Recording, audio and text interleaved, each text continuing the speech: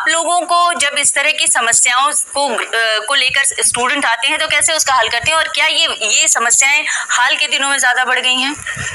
अगर आप मुझे समय दें तो मैं थोड़ा विस्तार में पूरा बताना चाहूंगा कि कहाँ कहाँ समस्या विद्यार्थियों को आती है। समस्या तो पहले भी थी, लेकिन 2011 के बाद से समस्या थोड़ी ज्यादा है। 1979 में पहली बार हिंदी मीडियम और भारतीय भाषाओं का मीडियम यूपीएससी में इंट्रोड्यूस हुआ, डीएस कोठारी आयोग की अनुशंसाओं के आधार पर। कोठारी जी ने बहुत बड़ी अनुशंसाएं दी। उन्होंने पहली बार कहा कि प्रीलिम्स का एग्जाम होना चाहिए। प्रीलिम्स के एग्जाम की शुरुआत हुई। अगर आप कोठारी आयोग की रिपोर्ट को ध्यान से पढ़ें, उसमें प्रीलिम्स में 5 पेपर्स की बात थी, जिसमें एक इंग्लिश का था, एक भारत की किसी भाषा का था, हिंदी या कोई और भाषा, एक जीएस का था, 2 वैकल्पिक विषय के थे। अगर ऐसा प्रीलिम्स होता तो कभी कोई आंदोलन पैदा ना होता। यूपीएससी ने क्या किया कि उसमें दोनों लैंग्वेज को हटा दिया, इसमें भी कोई दिक्कत नहीं थी। 1979 से 2010 तक प्रीलिम्स की नेचर ये थी कि एक पेपर जनरल स्टडीज का होता था और एक पेपर ऑप्शनल सब्जेक्ट का। उसमें ऑप्शनल सब्जेक्ट क्योंकि हर बच्चा जानता है, अपने बैकग्राउंड को जानता है, जब वो ठीक से पढ़ता था तो सिलेक्शन उसका हो जाता था। 2011 में एक डिजाइन के तहत, मैं साफ साफ कहना चाहूंगा, इसको मैं संयोग नहीं कहूंगा, ये डिजाइन है, ये योजना है, साजिश है। आप साजिश कह रहे हैं इसे? साफ शब्दों में साजिश कह रहा हूँ, और प्रमाणित करने के पूरे तथ्य मेरे पास हैं, जितने तथ्य आप चाहे मैं दिखा सकता हूँ। साजिश के तहत ऐसी नेचर एग्जाम की बनाई गई।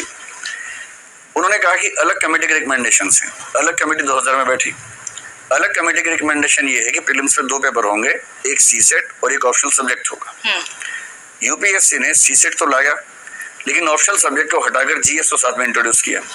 यानी ये अलग कमेटी की रिकमेंडेशंस भी नहीं है, ये खन्ना कमेटी की रिकमेंडेशंस हैं। खन्ना कमेटी की रिकमेंडेशंस अब तक हमें मिल नहीं पाई हैं, मैं उस पर कमेंट नहीं कर सकता हूँ।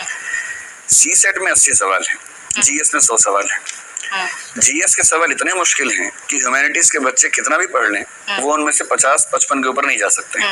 और ये मैं दावे से कह रहा हूँ कि जो 3 लाख लोग एग्जाम दे रहे हैं, उनमें से अगर 200 बच्चे भी ऐसे मिल जाएं जो जीएस में 100 में से 70 सवाल ठीक कर लें, तो आप पता कीजिए नहीं मिलेंगे ऐसे लोग। सीसेट में सिर्फ 80 सवाल हैं। 80 सवाल में से 40 ऐसे हैं जिसमें सीधे लैंग्वेज का फायदा मिलता है। 8 या 9 सवाल केवल इंग्लिश में है जी, 22.5 नंबर के। 32 से 36 सवाल हिंदी और इंग्लिश कॉम्प्रिहेंशन, जिसमें अनुवाद इतना खराब होता है कि हिंदी का बच्चा कर ही नहीं सकता। मराठी, तेलुगु, तमिल तो छोड़ दीजिए। तो आप ये ओवरऑल कह रहे हैं कि ये एक स्ट्रक्चर है, और इस स्ट्रक्चर को जिस तरह से बुना गया है और जिस तरह से लाया गया है, उसमें आपको साजिश नजर आ रही है।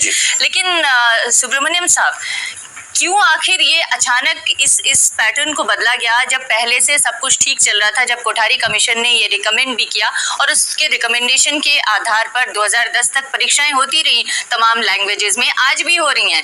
लेकिन जो शिकायतें आ रही हैं वो ये कि जब उसको रीजनल लैंग्वेज में ट्रांसलेट किया जाता है, वो ट्रांसलेशन भी इतना बुरा होता है कि उसको हिंदी या रीजनल लैंग्वेज का जो उम्मीदवार है वो समझ ना सके।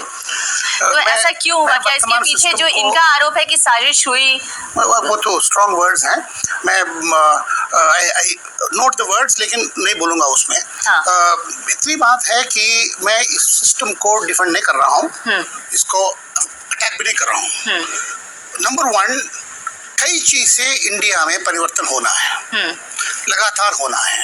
हमारे यहाँ टेंडेंसी है कि कुछ भी परिवर्तन हुआ, कुछ लोगों का अफेक्ट होता है, कुछ लोगों का फायदा होता है, तो एवरी परिवर्तन को अपोज किया जाता है। वेस्टेड इंटरेस्ट क्रिएटेड, जिनको वो बेनिफिट होता है या जिनको सूट करता है वो चुप रहते हैं, और जिनको वो सूट नहीं करता है इमीडिएटली ऑपोजिशन बन जाता है। नंबर 1, मैं इस मीटिंग में ये समझ के आया हूँ कि वर्तमान चेंजेस इज अगेंस्ट यूज